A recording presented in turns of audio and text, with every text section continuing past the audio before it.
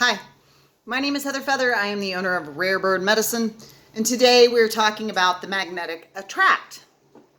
Wearing my lovely mountain goat shirt today. If you're not familiar with the fine lyrical stylings of John Darnielle, highly recommend listening to the Mountain Goats. You can start with No Children, which is the world's most romantic song. Gotta love it. I'm hilarious. Fun. So, I wanted to talk about attraction, in a sense, law of attraction or magnetism or what we magnetize to us. There's a lot of assumption in this realm that we don't need to have any challenging experiences. Life should always be fun and happy and positive and ha ha ha ha ha ha ha ha.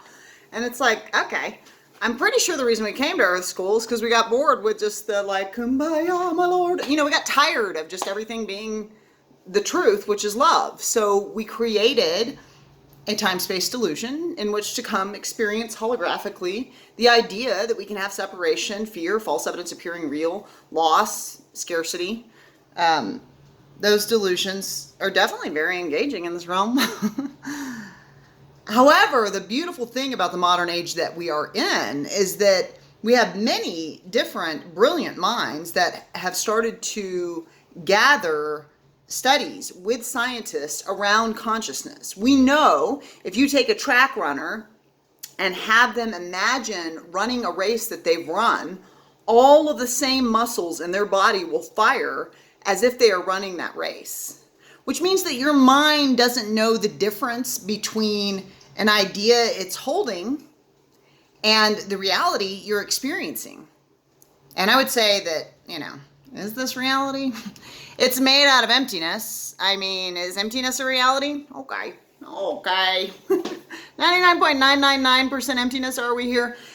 So there's really nothing to fear, So we can actually turn our attention more and more and more and more towards that which we want to see. It's been challenging. I've been talking about this week. I've had some sadness. I've had what has felt like a tremendous loss. And it feels sad and it feels permanent.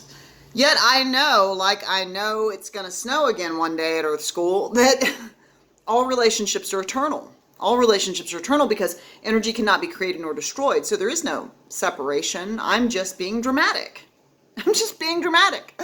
It's over forever. It's so sad.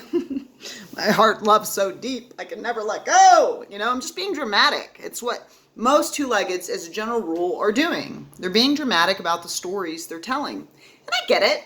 I've had all kinds of trauma. I get it. Yeah, trauma stories are very dramatic. And I get how engaging they are. I get how much they garner our attention.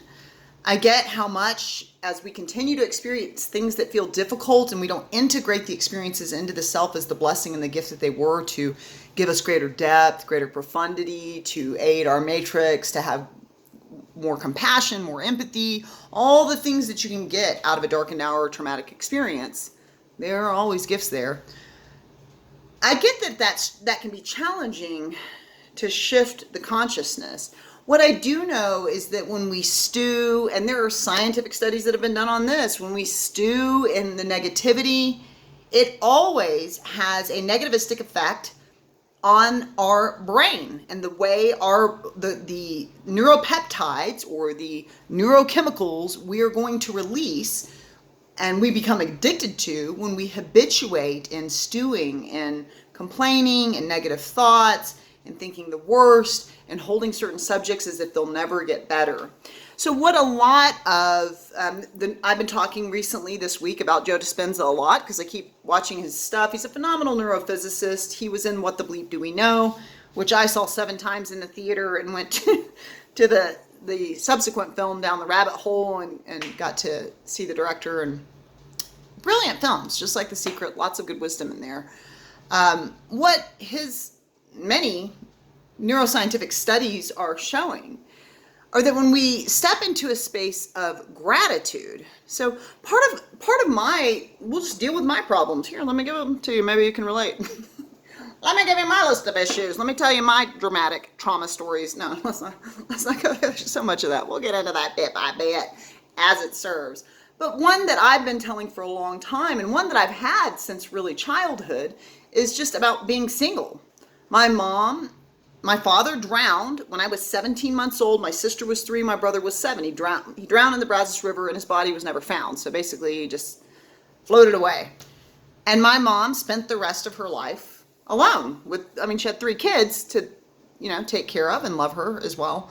But she didn't really, she would always say, I'll be with your dad again.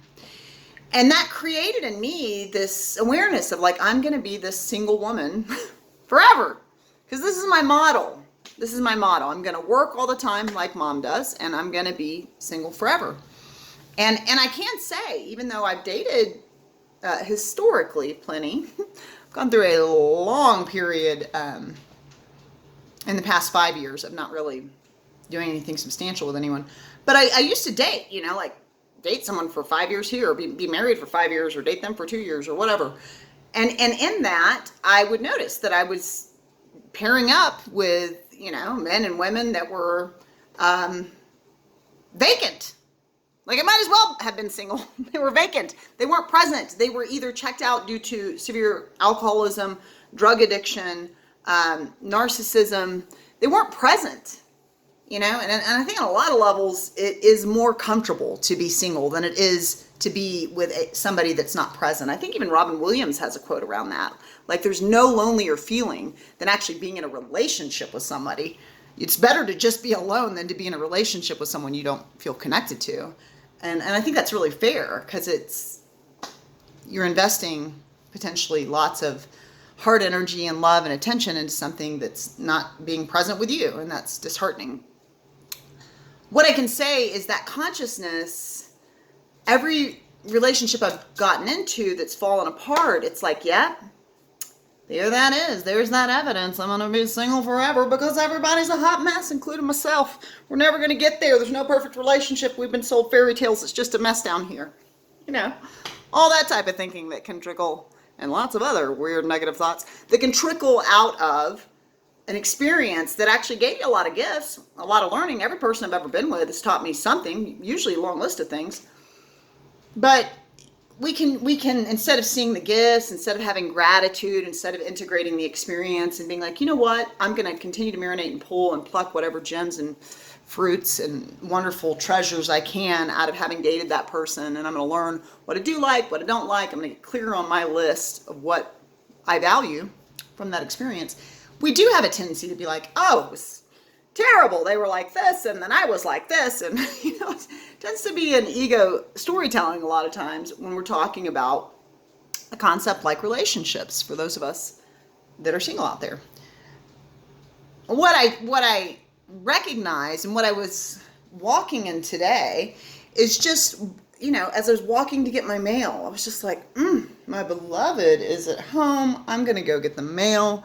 God, I love them. Most importantly, I love me. Most importantly, I love me. I love who I be. And that really that creates this wonderful energy where we get to love each other.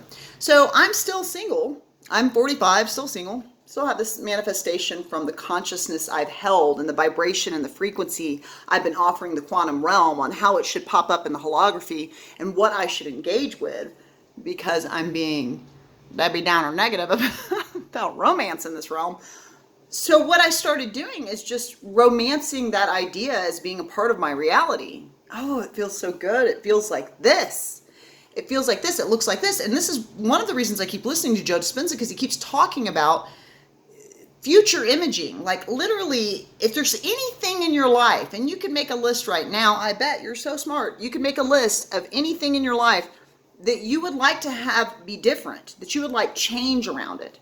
I want to have greater energy, so I want to have greater fitness, but I don't want to work out and da-da-da. Then there's usually a long story that comes after that. Like, I want to be in a relationship, but I don't want to put up with anybody's BS. Has been mine for a long time. I want to be in a relationship, but I don't want to put up with your BS because, you're being super unevolved and you're asking me to come on this low-flying plate with you, and I don't want to do that. I'm trying to elevate, So the thing is, there's a lot of really elevated people here at Earth School, people well elevated beyond me, people that are examples of where I'm striving to go. So the story I've been telling doesn't serve the out-picturing that I want to see in my future.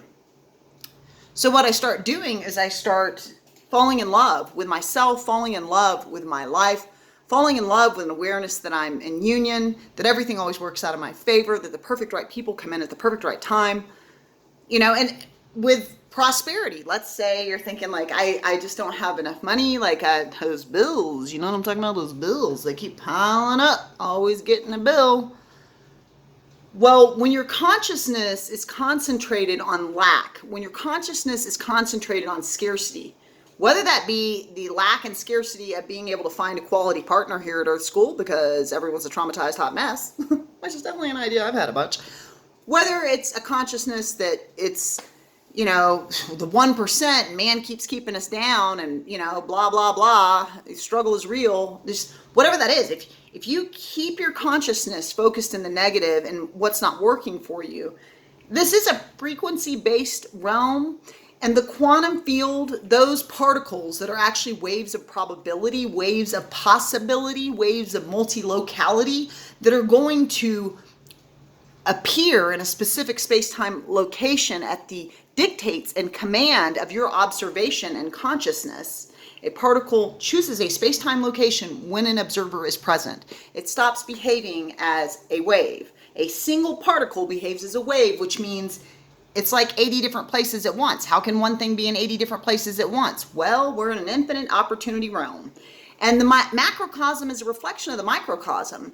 So we have this infinite possibility, this infinite potentiality, this infinite probability of how our particles can show up for us, our own physical body, how the outer world's particles can show up for us. The challenge is we keep using our consciousness, the observer, the one that is telling the probability waves what type of particle to be. We, I, us, they, them, over there, whatever. Humanity, as a general rule, has a strong tendency to focus negatively on what is not wanted in the life. And that tells the quantum realm more of that. I would, please bring to me this thing I do not like that I keep thinking about. Now, I have been, as I've said, in a week of like, why is relationship so hard? It's so sad. It's so sad when things fall apart, And still, I'm aware that type of thinking is affecting the way that my brain chemistry, my neuropeptides that I'm releasing are the neuropeptides I don't want to engage with anymore, because there is a brain chemistry and a biochemistry in my brain where it can release neuropeptides that are a response to joy, that are a response to gratitude. So you say, how can I be grateful, Heather? Because many, many teachers have been offering humanity for a long time. You want to be rich? Get grateful. How can I be grateful, Heather, when it's tough to pay the bills, when I only make $7 an hour and my bills are blah, blah, blah, blah, blah, and the math doesn't add up. Now, I'm a big fan of math. I'm a numerologist. I love math. So let's deal with this math. Do you have fingers? Do you have toes? Do you have a nose? Does it work? Do you have eyes? Can you hear? Do you have the capacity to hear? Do you have anyone in your life that you can talk to if you need a friend? Do you have, family members that support you in any way? Do you have... You are filled with so many graces every single day. Can you breathe? Do you know that there are people in hospitals right now that cannot breathe at all? Can you breathe? Ooh, what a grace. Ooh, how rich. Oh, how grateful. How grateful you should be maybe for that for a second. I feel like my aunt has always been such a huge teacher to me on this, because as a little person with a wooden leg and with a partially developed arm, she was, in my life, somebody that constantly embodied joy. She was a doll maker. She was creative. She was active in her field. She understood that whatever your story is, there's always something that you can do. There's always something you can be, and there's always something to be grateful for. So the question I'm asking myself this day is how to shift into a more magnetic attraction field with that what I want to see, that which I would choose to be, to have, to know. And that means I've got to get my attention pinned on grace, gratitude, joy, being in love, being held, before I arrive in those realms. Go to rarebirdmedicine.com, click on the classes link. We do have a new class starting on Monday, and you can always subscribe on YouTube. Blessed be.